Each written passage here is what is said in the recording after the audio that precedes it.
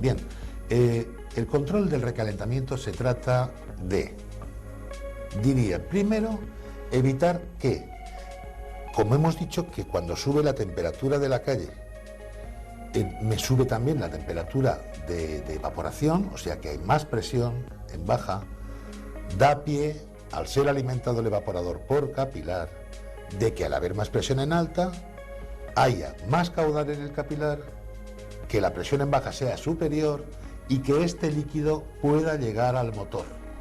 El motor dijimos que era una bomba de vapor, no de líquido.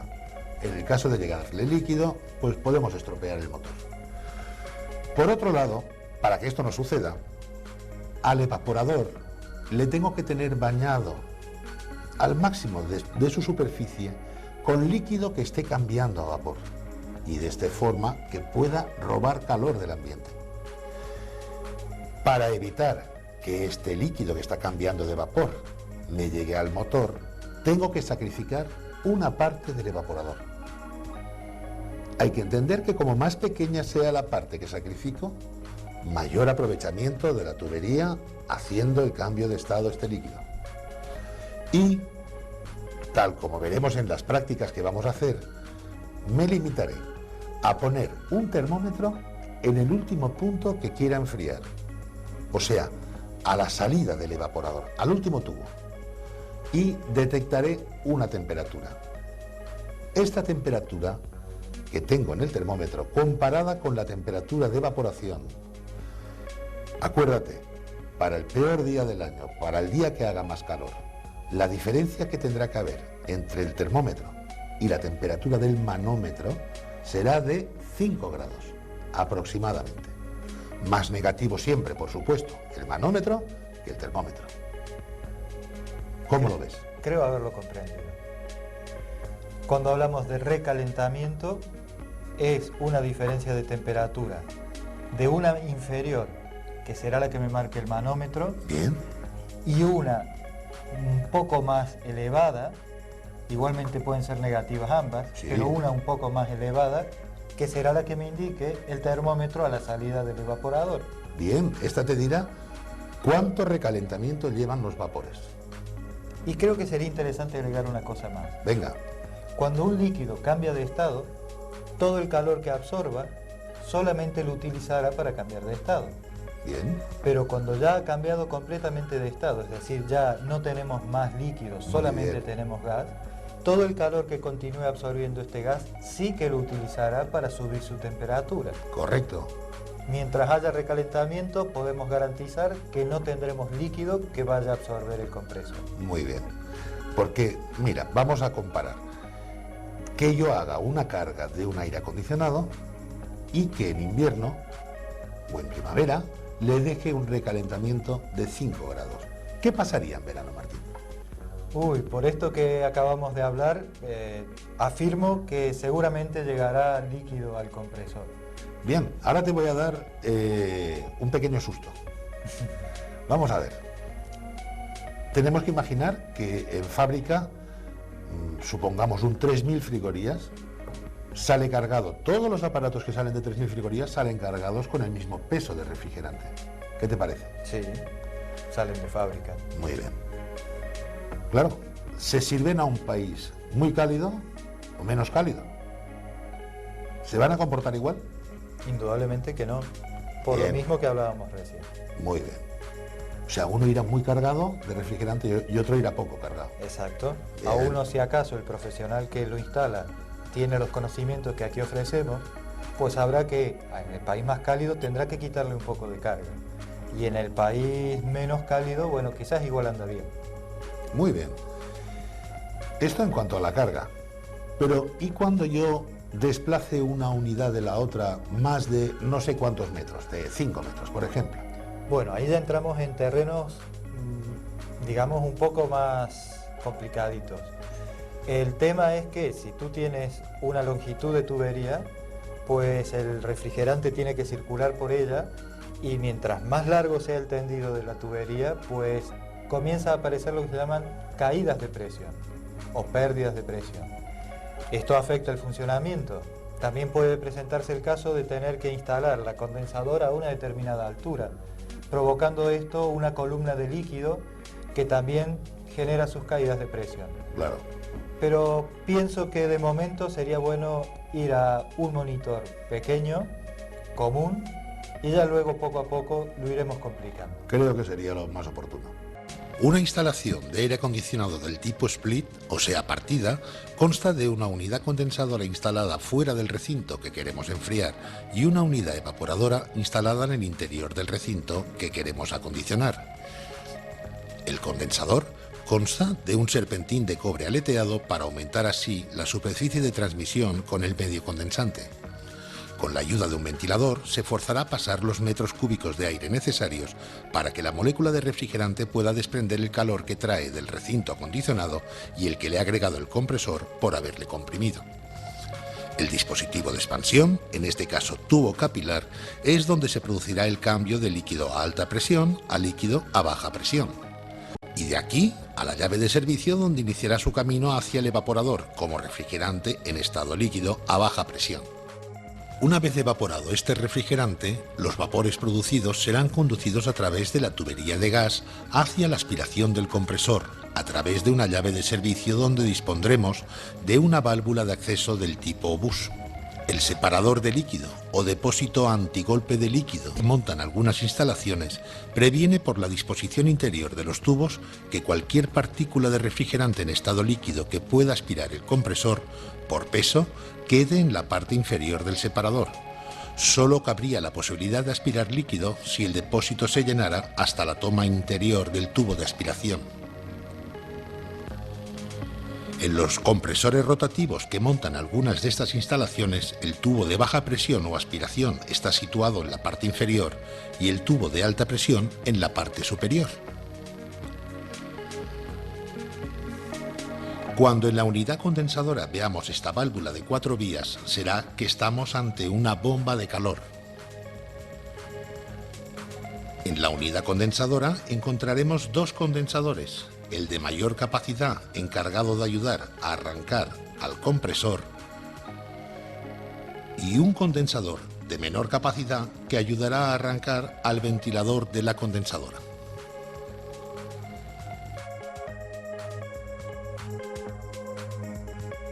La unidad condensadora es la que almacena todo el refrigerante que monta la instalación. A la llave pequeña que monta la unidad condensadora se le llama llave de líquido y puesto que está después de la expansión tendremos baja presión. En la llave grande disponemos de una toma con obús que de estar cerrada la llave del grifo no tiene comunicación con el interior de la condensadora, pero sí con el tubo de aspiración que viene de la unidad evaporadora. El evaporador consta de un serpentín de cobre aleteado para aumentar también así la superficie de transmisión.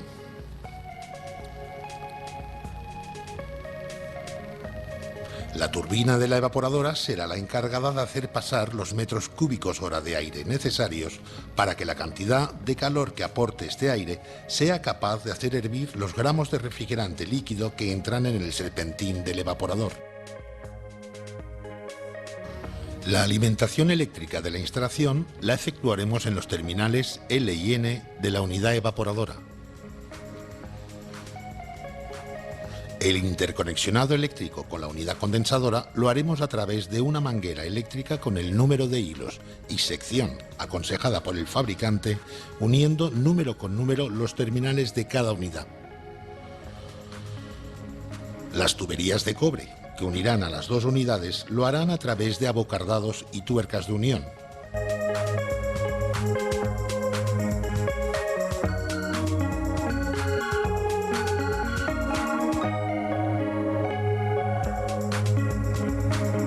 En cuanto a los tendidos de tuberías e instalación de desagües, le dedicaremos un capítulo específico donde se tratará el manejo de herramientas, la instalación de sifones, las pérdidas de carga y así como el diseño y cálculo de tuberías.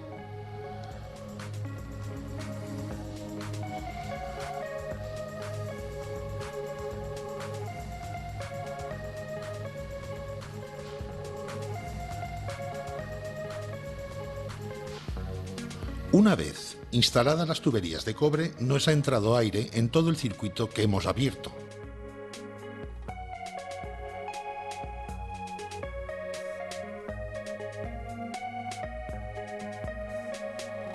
Este aire le eliminaremos haciéndole un vacío solo en la parte que se ha abierto durante la instalación, o sea, a la unidad evaporadora y a los tubos de unión con la unidad condensadora.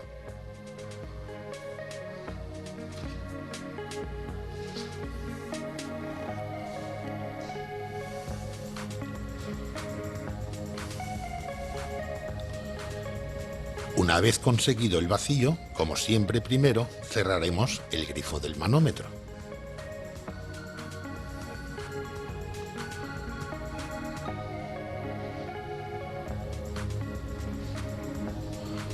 Seguidamente pararemos la bomba de vacío y cambiaremos la manguera de la bomba a la botella de refrigerante.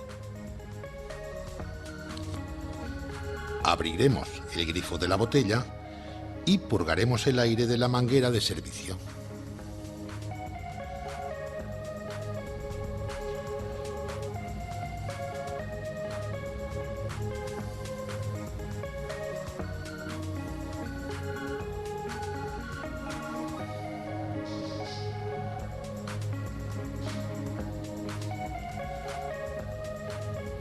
Abriremos el grifo del manómetro introduciendo refrigerante y realizaremos dos funciones con ello. Primero, localizar las posibles fugas sin utilizar el refrigerante que lleva la instalación, pues en el caso de tener que repetir un abocardado, perderíamos el refrigerante.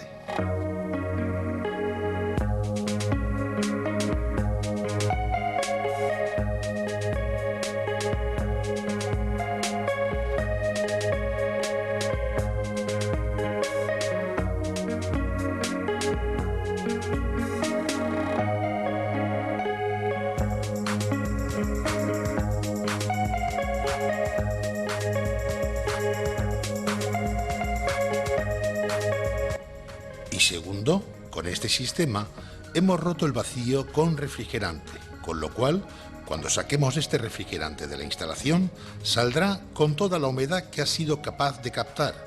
O sea, que para deshidratar una instalación es conveniente romper el vacío 3 veces aproximadamente.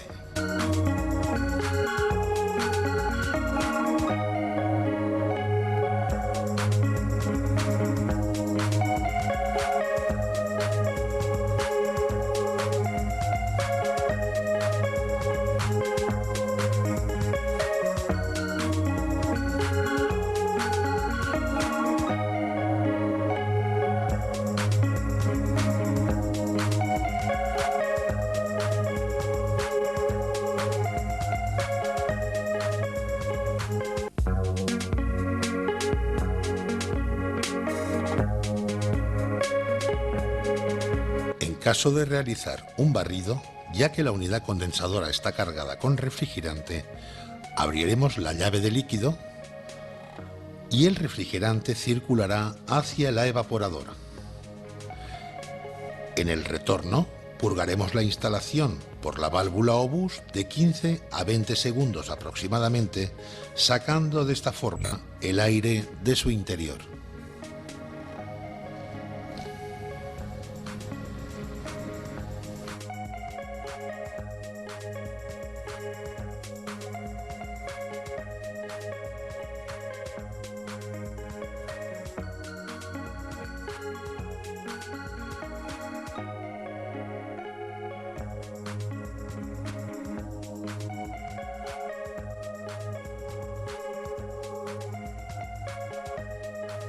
Seguidamente, abriremos totalmente la llave del grifo de baja. Cuando esté totalmente al final, daremos media vuelta a la llave, evitando así tener fugas en el propio grifo.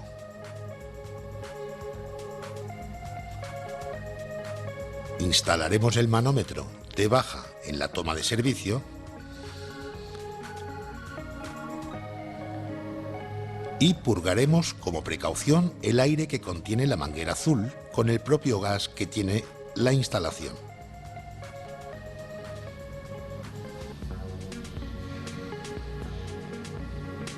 Con la máquina parada comprobaremos que la presión que detecta el manómetro sea la correspondiente a la temperatura ambiente con el gas que estemos utilizando.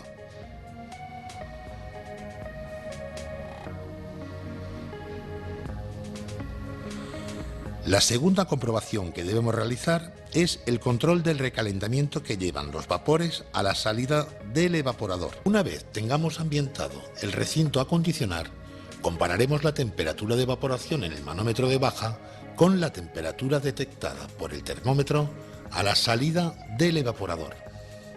La diferencia en el día más caluroso del año será aproximadamente de 5 grados centígrados, asegurando así que se está aprovechando al máximo la batería del evaporador sin tener líquido que pueda aspirar el motor.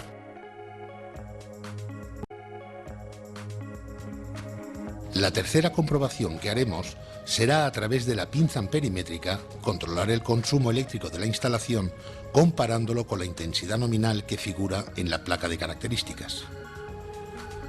La presión idónea en aire acondicionado utilizando R22 será de 60 psi o 4.2 bars, correspondiente a más 1 grado centígrado. Con esta temperatura de evaporación podremos controlar la humedad relativa del aire a su paso por el evaporador. En caso de evaporar a temperatura negativa, la humedad del aire quedaría atrapada en forma de escarcha, taponando el serpentín evaporador. Esta presión de baja está influenciada por la temperatura ambiente que rodea la unidad condensadora y como acostumbra estar instalada en el exterior, tendremos que tener en cuenta que a mayor temperatura exterior, mayor presión de alta. También tendremos mayor caudal de refrigerante circulando por el tubo capilar, por lo que la presión de baja también será mayor. El consumo eléctrico aumentará debido al aumento de ambas presiones y el recalentamiento de los vapores a la salida del evaporador se reducirá. Debido a estas variaciones, en la tabla de valores de ajuste tendremos una relación aproximada de valores según la temperatura existente en el ambiente de la unidad condensadora. Estos valores son estándar para la mayoría de aparatos de aire acondicionado que expansionen por capilar siempre y cuando no dispongamos de información técnica del fabricante.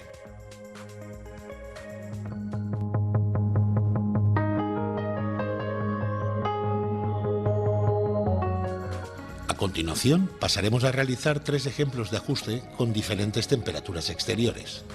Supongamos que la temperatura exterior es de 30 grados centígrados. Consultando la tabla de ajustes, sabremos que la presión de baja aproximada estará sobre 60 psi, que el recalentamiento estará situado sobre 10 grados centígrados y que el consumo eléctrico estará algo inferior al 88% de la intensidad nominal.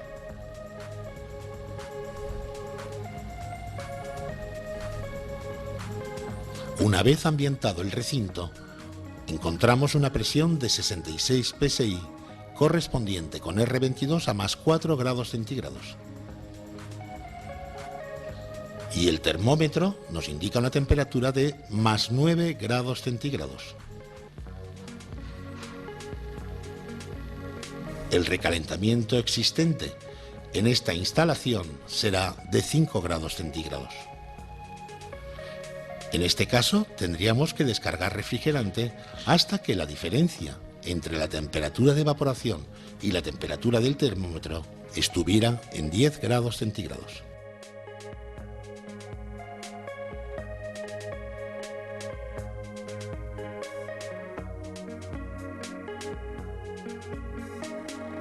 Solo en el caso de que en la zona donde se instale el aparato no se prevean subidas importantes de temperatura, se podría ajustar a un recalentamiento más corto.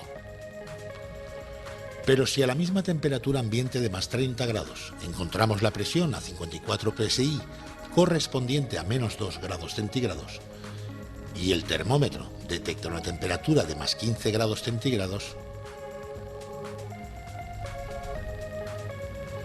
tendríamos en este caso 17 grados centígrados de recalentamiento, por lo que tendríamos que entrar refrigerante hasta conseguir los 10 grados centígrados de recalentamiento.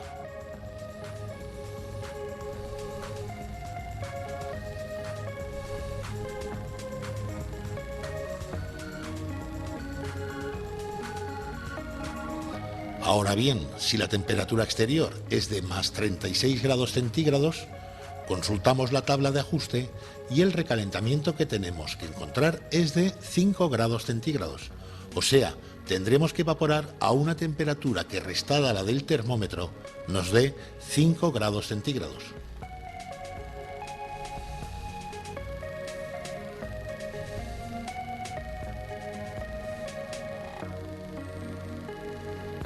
Y por último, si la temperatura exterior es de más 24 grados centígrados, consultaremos de nuevo la tabla de ajuste y el recalentamiento está estimado en 14 grados centígrados.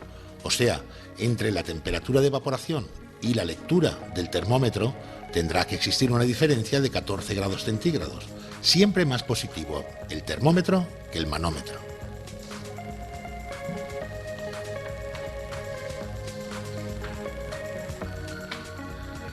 En caso contrario, entraremos o sacaremos gas a la instalación hasta conseguir el recalentamiento oportuno, como para que el día más caluroso del año, en la zona que nos encontremos, tengamos un recalentamiento que nos asegure una máxima producción frigorífica sin el peligro de que nos llegue refrigerante en estado líquido a la aspiración del motor. Una forma de interpretar el recalentamiento sería que, cuando queramos dejar un recalentamiento, por ejemplo, de 5 grados en una instalación, lo que realmente hacemos es dejar a la última gota de líquido que entra en evaporación 5 grados lejos de la sonda del termómetro dentro del evaporador.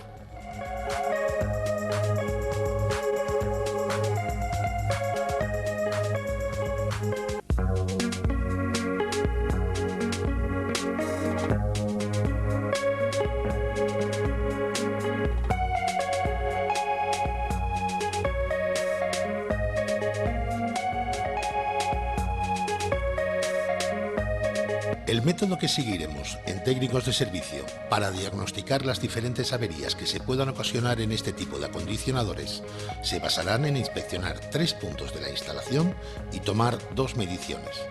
Haremos una primera inspección visual de en qué estado se encuentra la batería evaporadora y comprobaremos si está total o parcialmente escarchada, si no tiene escarcha, si está fría o no al tacto. A continuación, comprobaremos el estado de la línea de líquido. Veremos si está escarchada o no, qué temperatura tiene al tacto, veremos si tiene o no mucha condensación de agua en su superficie y las mismas comprobaciones realizaremos en la línea de aspiración. Seguidamente, tomaremos la presión de evaporación, ya que la mayoría de aparatos disponen de esta toma al exterior, y comprobaremos si la presión existente está por debajo o por encima de la que consideremos como normal. Por último, instalaremos la pinza amperimétrica y comprobaremos si el consumo eléctrico está por encima o por debajo del que también estimemos como normal. Con estas primeras comprobaciones, que son las más rápidas de hacer, tendremos los datos necesarios para diagnosticar la mayoría de averías frigoríficas que se producen en un aparato de aire acondicionado de estas características. Ahora bien, según la necesidad que tengamos de más datos, iremos realizando diferentes mediciones hasta poder dar un diagnóstico de la avería serio y real de los motivos que la han ocasionado. Instalaremos el termómetro al final del evaporador para la medición del recalentamiento.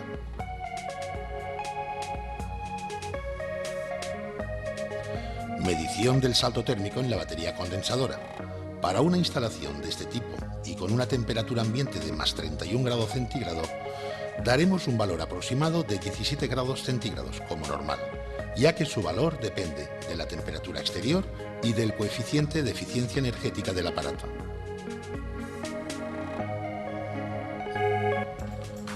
Medición del salto térmico en la batería evaporadora, o sea, la temperatura del aire de impulsión y la temperatura del aire de retorno. Igual que en el caso anterior, daremos un valor aproximado de 10 grados centígrados, ya que este valor es variable según la humedad relativa que tengamos en el ambiente y el coeficiente de eficiencia energética que tenga el acondicionador. La mayoría de estos aparatos no disponen de toma de alta presión al exterior, por lo que en el caso de llevarla estaría en el interior de la condensadora, teniendo que desmontar el mueble, y dado que su ubicación normalmente es de difícil acceso, aprenderemos a diagnosticar averías sin disponer de la presión de alta ni del subenfriamiento del líquido.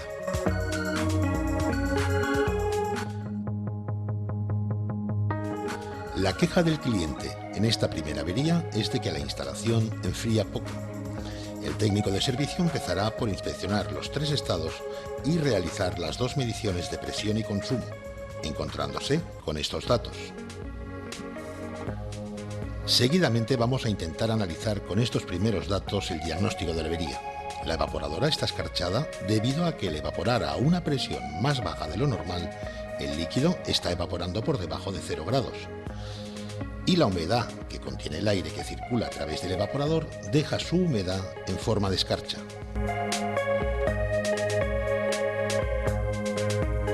Al haber disminuido la presión de baja, al compresor le cuesta menos pasar el gas de la baja presión a la alta presión, por lo tanto disminuye el consumo eléctrico. La línea de líquido está escarchada debido a que el capilar está en la unidad condensadora. Esta línea forma parte del evaporador y de no estar aislada, la humedad del aire se congelará en su superficie al estar evaporando a una temperatura inferior a 0 grados. La línea de aspiración está solo fresca debido a que los vapores que circulan por su interior vienen más recalentados de lo normal. La conclusión a esta avería tiene todos los síntomas de ser una fuga de refrigerante, pero para asegurarnos vamos a introducirle un poco de refrigerante en una o varias veces. Si vemos que el manómetro va recuperando la presión, es señal evidente que el diagnóstico de la avería es fuga de refrigerante.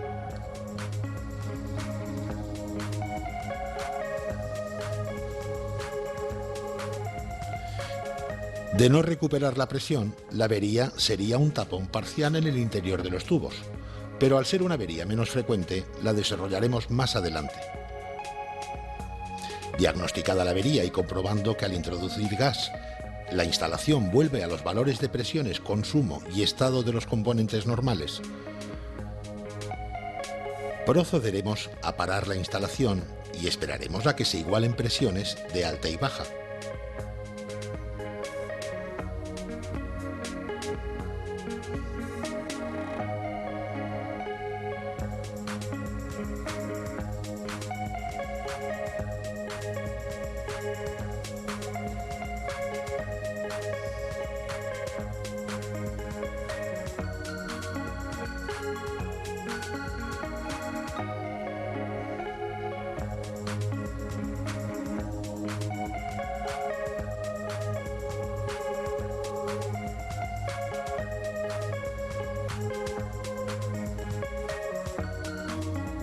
A través de detectores, localizaremos y repararemos la fuga de refrigerante. A continuación, haremos el ajuste de la carga correcta de refrigerante instalando el termómetro al final del evaporador para controlar los grados de recalentamiento que estimemos oportunos según la temperatura exterior. Una vez diagnosticada y reparada la avería, es importante para el técnico de servicio realizar un análisis de qué valores hubiera encontrado en el resto de mediciones que no ha realizado ante una fuga de refrigerante. Por ejemplo, la última gota de refrigerante en estado líquido que bañaba el evaporador estaba más atrás de lo normal, por lo que el recalentamiento detectado sería alto. El salto térmico en la condensadora sería bajo, debido a que la presión de baja ha bajado y la presión de alta también, así como la temperatura de condensación. Como la temperatura ambiente es la misma, la diferencia es menor. El salto térmico en la evaporadora sería menor, debido a que en el circuito evaporador hay poco refrigerante para enfriar el aire que circula a través de él, por lo que la diferencia de temperaturas estará en relación a la importancia de la fuga, pero siempre a un valor más bajo de lo normal.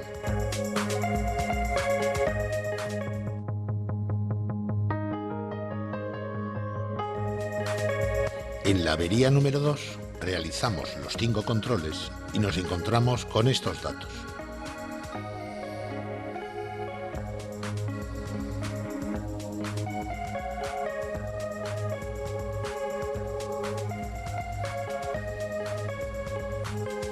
El escarchado de toda la batería se debe al estar trabajando en baja a una temperatura de evaporación negativa. El consumo es más bajo debido a la baja presión existente. El escarchado del tubo de aspiración revela que hay refrigerante que no entra en evaporación en la batería evaporadora y siguiendo su camino hacia el compresor lo hacen en la tubería de aspiración. El aire que pasa a través de la batería evaporadora es quien aporta el calor necesario para que el refrigerante líquido que entra en el evaporador robe este calor y realice su cambio de estado. Antes de entrar en el evaporador, este aire es obligado a pasar por medio de una turbina a través de unos filtros, por lo que esta avería queda centrada en el circuito del aire, bien sea filtros sucios o turbina que no gira las revoluciones necesarias. Bastará inspeccionar cada componente y detectar el componente defectuoso. Antes de poner la instalación en marcha tendremos que limpiar la evaporadora de escarcha. El recalentamiento sería corto debido a que la última gota de refrigerante ha adelantado su situación, acercándose a la sonda del termómetro debido a que no ha encontrado calor suficiente en el evaporador que la hiciera evaporar. El salto térmico en la condensadora sería menor, debido a la baja presión existente y al menor transporte de calor por parte del refrigerante. El salto térmico en la evaporadora será mayor al encontrarse la avería en el circuito del aire. Entre las dos averías diagnosticadas hay una situación poco probable pero que tenemos que conocer, y se debe a que ante una fuga de refrigerante la acumulación de hielo en la batería evaporadora es evidente. Esta acumulación de hielo hará que el aire no aporte calor al líquido que va entrando al evaporador en la zona donde hay hielo. El líquido que entra en el evaporador no encontrará calor en esta zona y adelantará su posición escarchando más parte del evaporador hasta poder llegar a taponar la batería.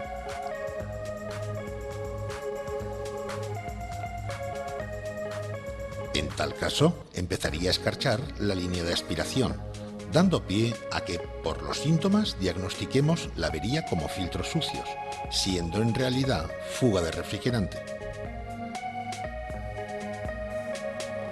Solo bastará comprobar el estado de los filtros y el funcionamiento de la turbina para diagnosticar si la avería corresponde a la número 1 o a la número 2.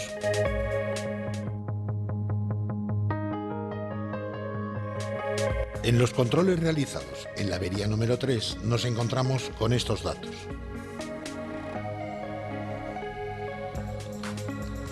Una vez analizados, intentaremos encontrar una explicación de dónde se encuentra la avería. De lo contrario, tendremos que realizar otras mediciones. El que el consumo esté más alto es debido a que la presión de baja está más alta. Pero con esta presión el aparato tendría que rendir más o menos bien y no es así, por lo que mediremos el recalentamiento y lo encontraremos alto, o sea, la última gota está muy lejos del termómetro. Ahora sí empezamos a encontrar un dato que nos dice que en el evaporador hay poco líquido y sin embargo la presión está más alta de lo normal.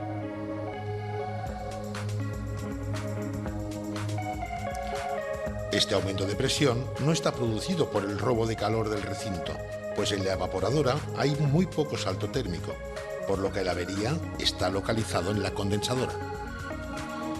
Una vez en la condensadora, mediremos el salto térmico y vemos que es menor de lo normal.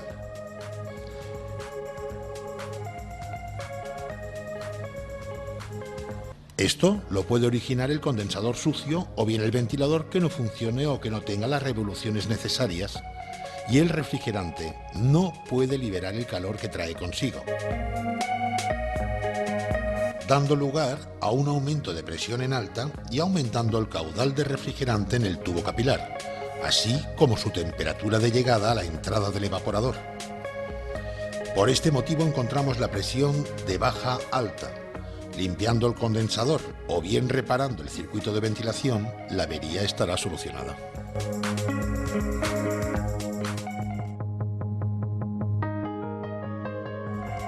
En los controles realizados en la avería número 4 nos encontramos con estos datos.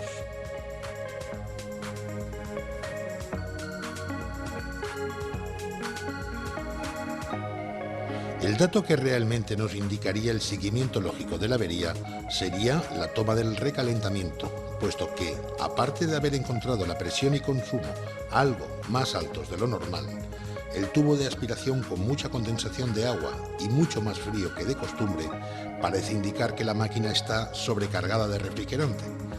Realizamos la medición y efectivamente, el recalentamiento es muy corto, casi no existe.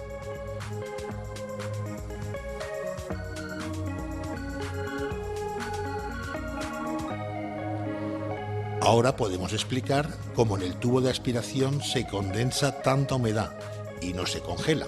Ello es debido a que al tener más refrigerante ha aumentado la presión y con ella la temperatura de evaporación, estando más positiva que de costumbre. Al tener más represor quiere ponerse en marcha pero no puede, por lo que el protector de motor, al ser atravesado por un amperaje tan alto, la resistencia interior del clixon caldea el bimetal, desconectando la alimentación del motor. Antes de realizar ninguna comprobación, pasamos a presentar las características de funcionamiento de los nuevos componentes que integran esta instalación, así como su funcionamiento y comprobación.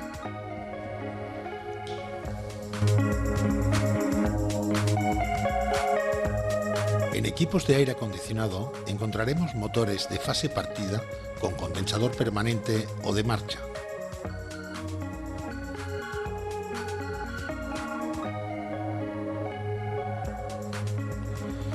Este tipo de motor no tiene condensador de arranque ni relé. Debido a su reducido par de arranque, debe emplearse en acondicionadores cuyas presiones de alta y baja se igualen rápido mientras el compresor está parado. De lo contrario, el motor no podría vencer la presión de alta en el momento del arranque y podría dañarse.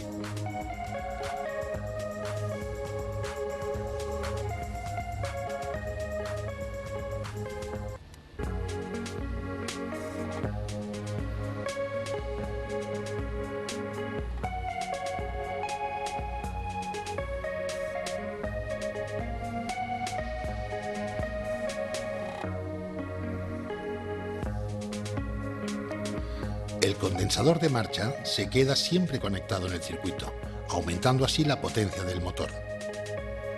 La comprobación de bobinas en los motores rotativos monofásicos la efectuaremos de la misma forma que en los motores alternativos, siempre que dispongamos de alguna información en el cajetín de conexiones, bien sea en la tapa o en su interior, nos será de gran utilidad saberla interpretar. En este caso vemos unas letras en la tapa con las iniciales CSR.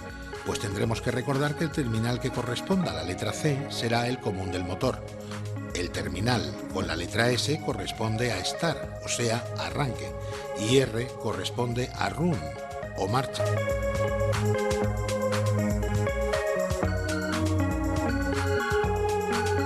Una vez identificada cada bobina, pasamos a medir los valores de sus resistencias. Mediremos entre C y R. Y tenemos un valor de 3 ohmios. Medimos entre C y S y tenemos un valor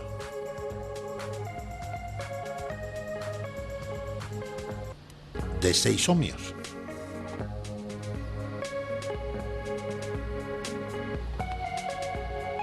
Y por último medimos entre R y S y encontramos un valor de 9 ohmios, por lo que esta bobina será la bobina de trabajo.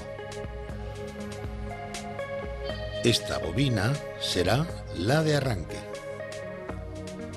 Entre arranque y trabajo tendremos la suma de las dos bobinas. Este es el punto común del motor y este trabajo. Al condensador le pondremos entre arranque y trabajo. La alimentación eléctrica entre común y trabajo. A los condensadores les comprobaremos con un tester analógico en el apartado de ohms y con la máxima escala de que dispongamos.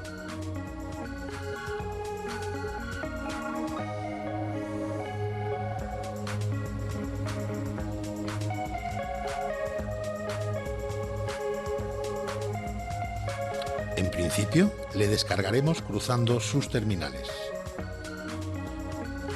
A continuación, lo cargaremos con la pila interior del tester y veremos que la aguja toma cierto valor y vuelve a infinito.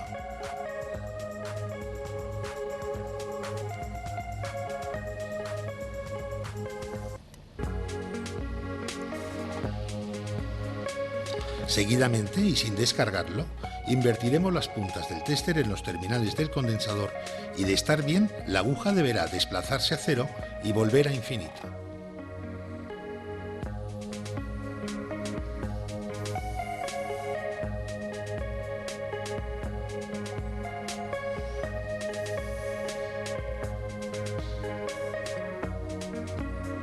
Si la aguja se desplaza hasta un punto y al retroceder no llega a infinito, es señal de estar falto de capacidad.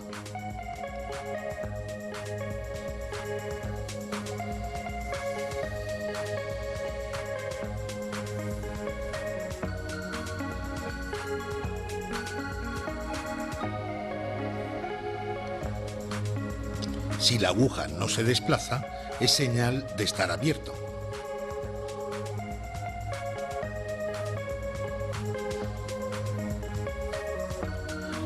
Y si la aguja se desplaza a 0 y se queda permanentemente, es señal de estar cruzado.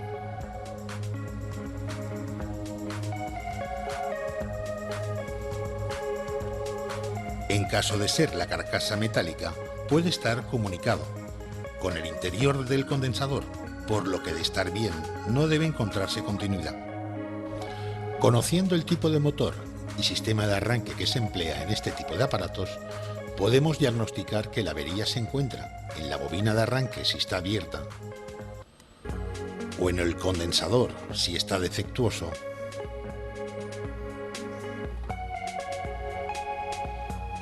o bien en la parte mecánica del motocompresor, haciendo subir el consumo eléctrico al no poder girar libremente.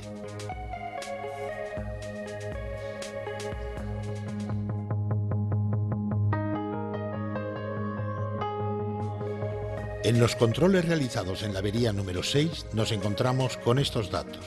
Con los mismos síntomas, solo variando el consumo, que en este caso es muy bajo y continuo, comprobaremos que estén funcionando los ventiladores y, de ser así, podremos asociar su funcionamiento al bajo consumo detectado. Por lo que mediremos tensión entre la entrada del Clixon y el borne de trabajo del compresor. De encontrar tensión, la avería queda centrada en el Clixon que está abierto o en la bobina de trabajo que no tiene continuidad.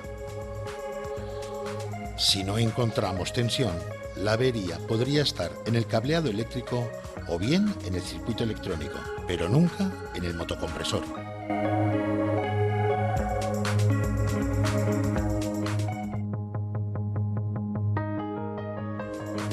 Y por último, si con los mismos datos encontramos un consumo muy bajo con respecto a la intensidad nominal de la máquina y el compresor está en marcha, el diagnóstico de la avería la centraremos en que el motocompresor, aunque funciona eléctricamente, no aspira ni comprime el refrigerante.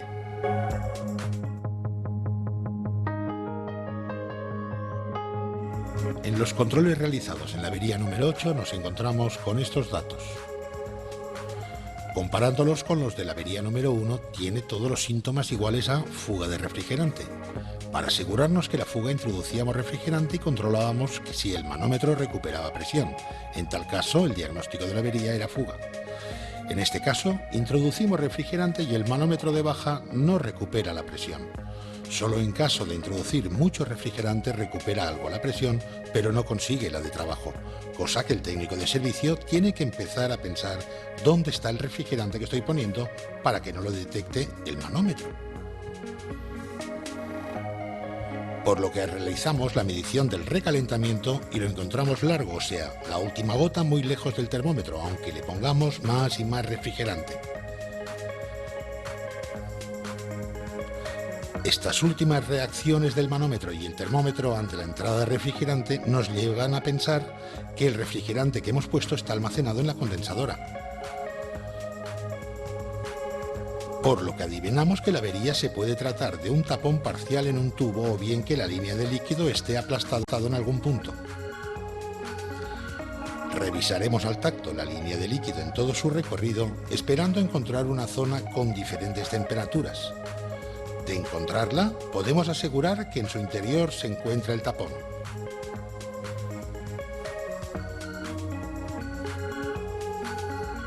Este mismo efecto también nos lo puede provocar la llave de líquido de la condensadora, en el caso de no estar totalmente abierta. no se localiza la avería, tendremos que entrar a la unidad condensadora sospechando de una obturación parcial en el tubo capilar. En tal caso, y recordando que tenemos la mayor parte del refrigerante almacenado en esta unidad, procederemos a inspeccionar todos los tubos del circuito y encontraremos las dos zonas con diferentes temperaturas.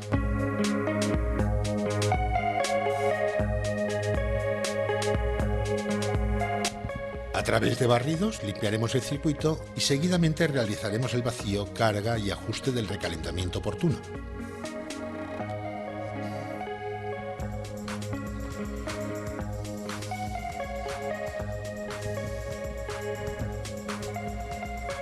El motivo por el cual el manómetro no acusaba ningún aumento de presión es debido a que el refrigerante que entrábamos por baja lo aspiraba el compresor trasladándolo al condensador.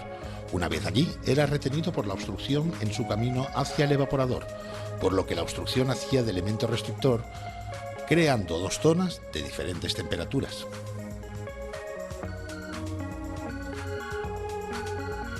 El salto térmico en la evaporadora sería menor por llegarle poco líquido y robar poco calor. Lo que sucederá en la condensadora es importante resaltarlo, debido a que al tener almacenado mucho refrigerante en su interior, se ha ido almacenando más cantidad de líquido al final del serpentín, por lo que se habrá reducido la superficie del condensador, dando pie a que aumente la presión, cosa que solo sucede en el momento de entrarle refrigerante. Seguidamente, el ventilador forzará a que el aire descargue de calor al refrigerante, bajándole la presión.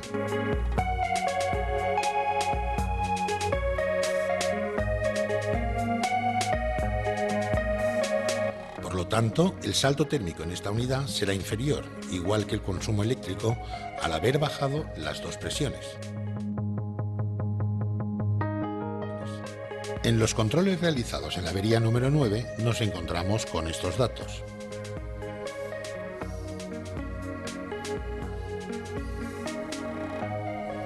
Analizando los 5 datos, la primera pregunta que se nos ocurre, una vez seguidas las averías anteriores, sería ¿cómo es posible que evaporando a una temperatura negativa en la evaporadora no tengamos escarcha y sin embargo el tubo de aspiración sí viene escarchado?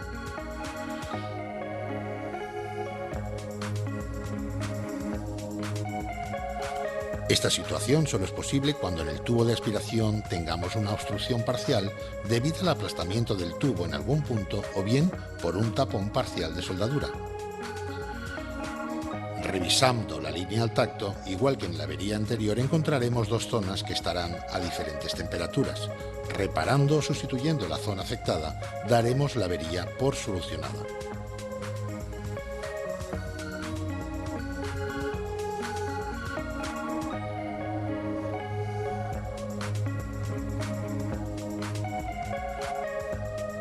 En esta avería la evaporadora la hemos encontrado sin escarcha, debido a que el refrigerante que ha ido entrando en el evaporador no lo ha abandonado a la velocidad que lo tenía que hacer, aumentando la presión en el interior y deteniéndose la evaporación del líquido.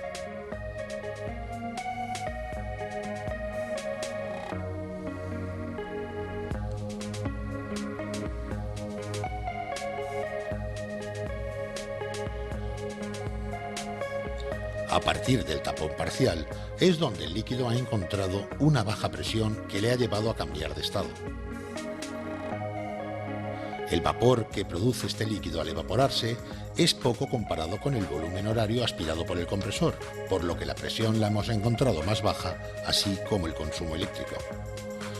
El recalentamiento será exagerado ya que el manómetro detecta una presión baja después del estrangulamiento y la temperatura al final del evaporador es muy alta. El salto térmico tanto en la evaporadora como en la condensadora es insignificante.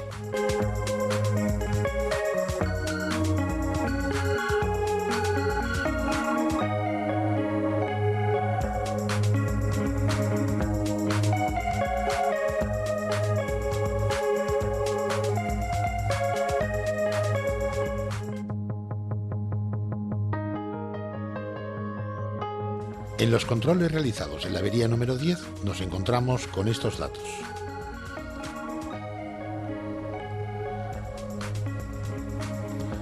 Si analizamos los resultados y el tipo de instalación, este cuadro solo lo puede presentar una fuga muy importante de refrigerante o bien un tapón total en la instalación. Para determinar ante cuál de las dos averías nos encontramos, procederemos a parar la instalación de la red eléctrica y se pueden dar tres casos. Que recupere presión, en tal caso la avería será fuga de refrigerante. Que no recupere presión, en tal caso la avería sería tapón total de suciedad. O bien que recupere presión pasados unos 15 minutos, en tal caso la avería sería un tapón de humedad.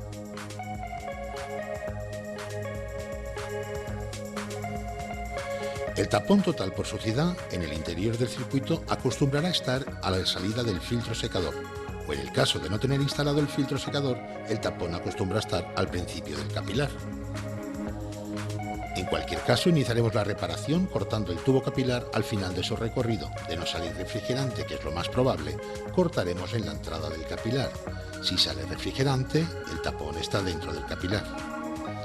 Seguidamente realizaremos un barrido por zonas a toda la instalación con nitrógeno, para asegurarnos que no existan otros tapones en el circuito.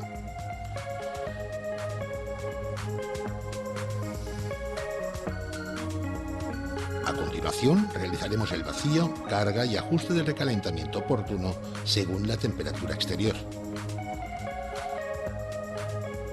Ante un tapón de humedad podemos iniciar el diagnóstico de dos maneras: calentando al final del capilar y a la vez controlando la recuperación de presión en el manómetro de baja, o bien dejando parada la instalación unos 15 minutos aproximadamente, como para que la humedad congelada al final del capilar que obtura el paso de refrigerante se descongele y la instalación empiece a igualar presiones, recuperándose la presión de baja. En tal caso, procederemos a descargar el refrigerante a una botella de reciclaje. Seguidamente realizaremos un barrido de nitrógeno por zonas. Instalaremos un filtro deshidratador y realizaremos un vacío, a ser posible calentando la salida del capilar, ya que es donde ha quedado almacenada la humedad que contenía el refrigerante. Una vez realizado el vacío, lo romperemos 3 veces con R22, por ser el tipo de refrigerante que más porcentaje de humedad absorbe. Por último, haremos el vacío, carga y ajustes pertinentes, y en caso de repetirse la avería, cambiaremos el filtro secador, haremos el vacío de nuevo a la instalación, lo romperemos 3 veces y haremos el vacío, carga y ajustes oportunos. De esta manera conseguiremos deshidratar a la instalación volviendo a su funcionamiento normal. Si se creara de nuevo el tapón de humedad, tendríamos que desconfiar del aceite del motor. Haciéndole un test del contenido de humedad, saldríamos de dudas. En caso de tapón total, no hace falta asegurar que no tendremos ningún salto térmico en ninguna de las dos baterías.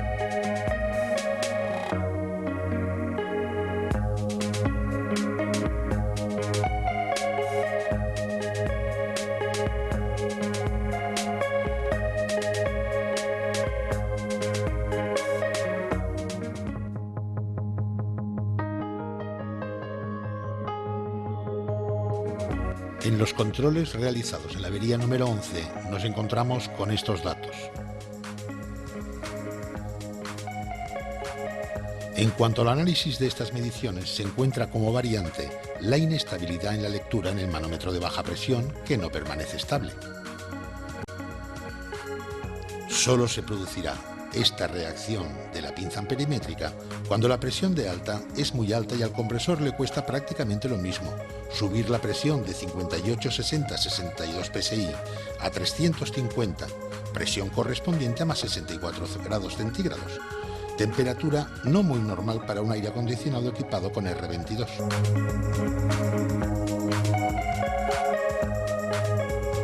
El salto térmico en la condensadora lo podemos dar como normal, pero oímos al compresor con mucho ruido y a la vez muy poco normal.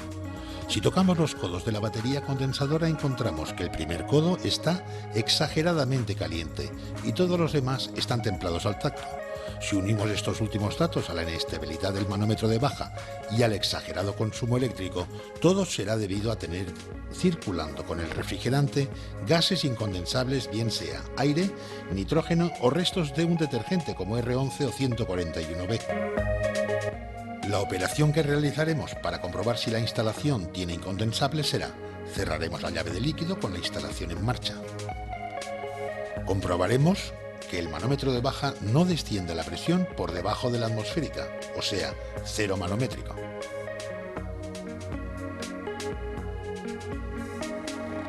A continuación cerraremos la llave de baja, desconectaremos la instalación de la red y seguidamente, una vez recogido el refrigerante en la condensadora, dejaremos que se ambiente con la temperatura exterior.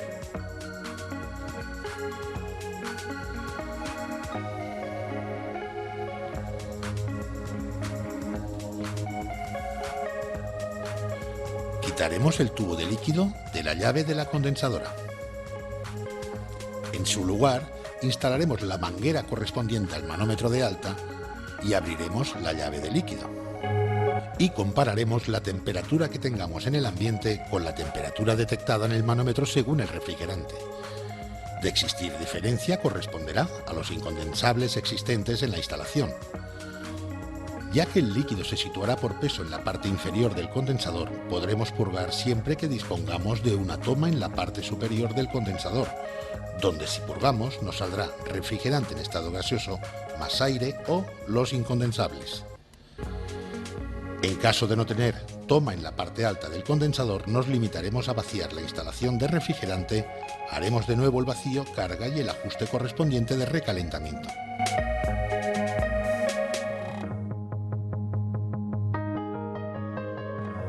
En los controles realizados en la avería número 12 nos encontramos con estos datos.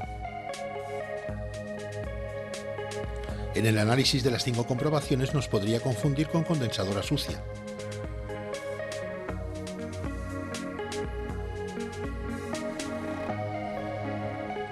Por lo que pasamos a medir el recalentamiento y lo encontramos largo, igual que en condensadora sucia.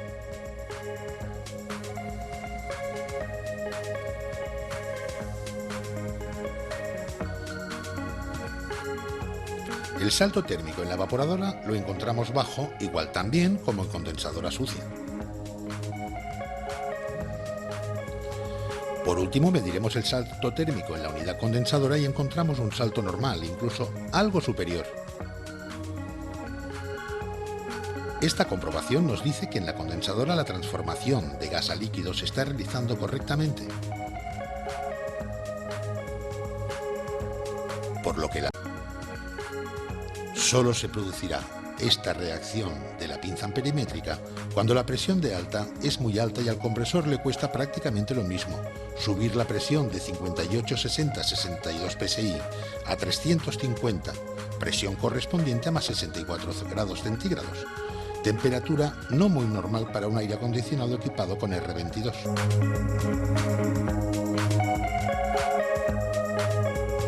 El salto térmico en la condensadora lo podemos dar como normal, pero oímos al compresor con mucho ruido y a la vez muy poco normal. Si tocamos los codos de la batería condensadora encontramos que el primer codo está exageradamente caliente y todos los demás están templados al tacto. Si unimos estos últimos datos a la inestabilidad del manómetro de baja y al exagerado consumo eléctrico, todo será debido a tener circulando con el refrigerante gases incondensables, bien sea aire, nitrógeno o restos de un detergente como R11 o 141B. La operación que realizaremos para comprobar si la instalación tiene incondensables será: cerraremos la llave de líquido con la instalación en marcha. Comprobaremos que el manómetro de baja no desciende la presión por debajo de la atmosférica, o sea, 0 manométrico.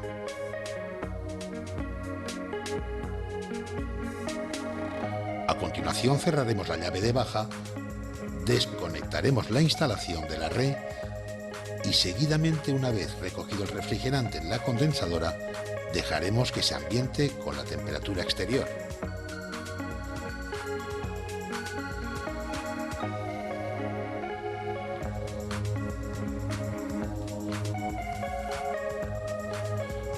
Quitaremos el tubo de líquido de la llave de la condensadora. En su lugar, instalaremos la manguera correspondiente al manómetro de alta y abriremos la llave de líquido.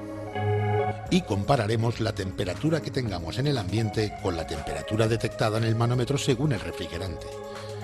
De existir diferencia, corresponderá a los incondensables existentes en la instalación.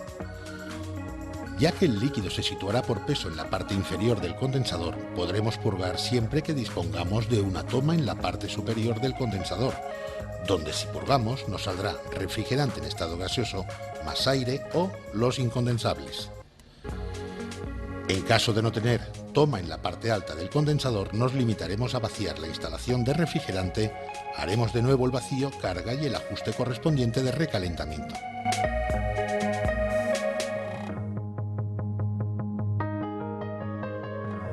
En los controles realizados en la avería número 12 nos encontramos con estos datos. En el análisis de las 5 comprobaciones nos podría confundir con condensadora sucia.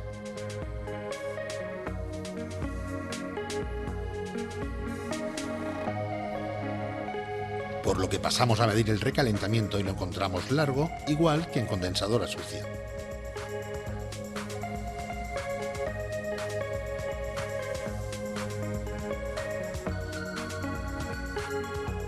El salto térmico en la evaporadora lo encontramos bajo, igual también como en condensadora sucia. Por último, mediremos el salto térmico en la unidad condensadora y encontramos un salto normal, incluso algo superior. Esta comprobación nos dice que en la condensadora la transformación de gas a líquido se está realizando correctamente, por lo que la avería queda centrada en que en el recinto a enfriar hay más calor del que la máquina puede robar. En la evaporadora el refrigerante se evapora a una velocidad mayor de lo que puede aspirar el compresor, por lo que la presión de baja aumentará. Al evaporar a una velocidad mayor no se logra tener al evaporador con un recalentamiento normal y por este motivo lo encontramos alto. La presión de alta subirá debido al aumento de la presión de baja, por lo que el consumo eléctrico subirá al haber subido las dos presiones y aportar más trabajo de compresión. Y por último, el condensador deberá eliminar más calor debido al incremento de temperatura que ha ocasionado el aumento del consumo eléctrico.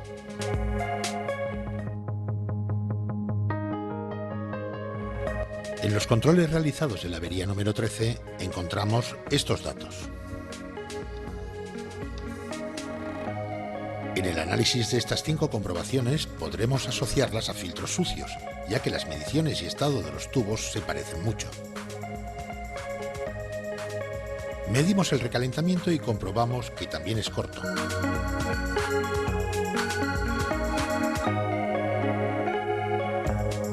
El salto térmico en la evaporadora será menor y a una temperatura más baja.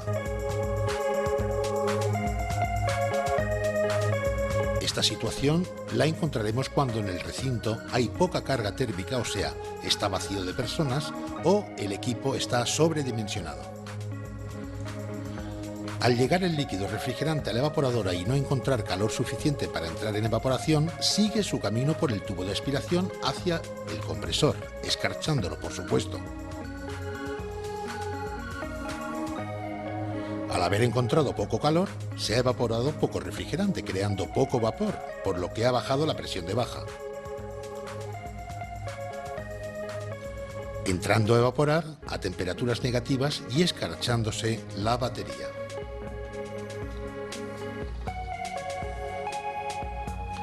El consumo eléctrico será más bajo al haber bajado la cantidad de vapor de refrigerante que le llega al compresor y a la vez haber bajado la presión de alta, por lo que el compresor tendrá que realizar menor trabajo de compresión.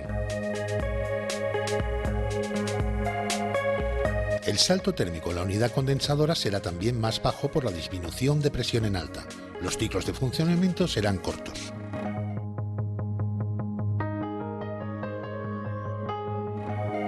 Estas serían las reacciones de un acondicionador ante una temperatura exterior baja. El análisis de las 5 inspecciones nos llevan a sospechar que el diagnóstico de la avería es fuga de refrigerante, puesto que si medimos el recalentamiento, también lo encontraremos alto.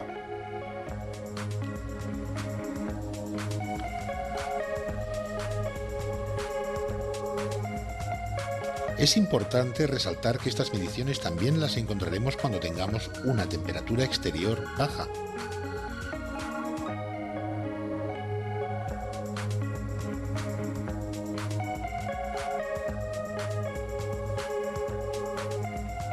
Dado que al condensador le costará mucho menos eliminar el calor, la presión de alta bajará. Por el capilar pasará menor caudal de líquido.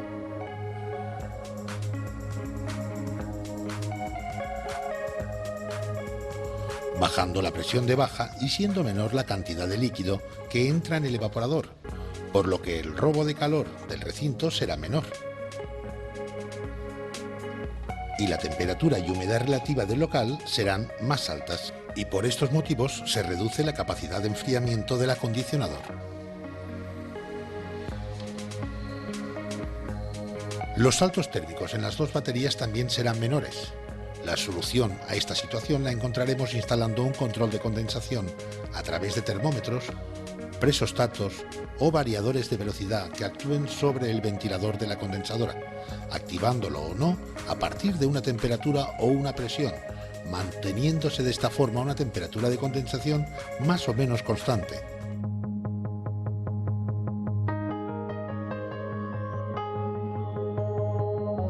Estas son las reacciones de un acondicionador ante una temperatura exterior alta. El análisis de los 5 datos nos podría confundir con exceso de refrigerante, por lo que pasaremos a tomar el recalentamiento y vemos que es alto, o sea, la última gota la tenemos lejos del termómetro.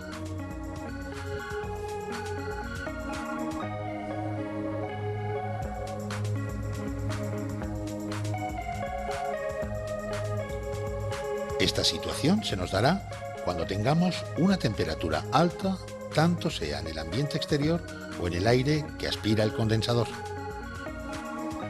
Ello es debido a que al ser mayor la temperatura del aire que entra al condensador hará que suba la presión en alta, así como la temperatura de condensación. El caudal por el tubo capilar también será mayor.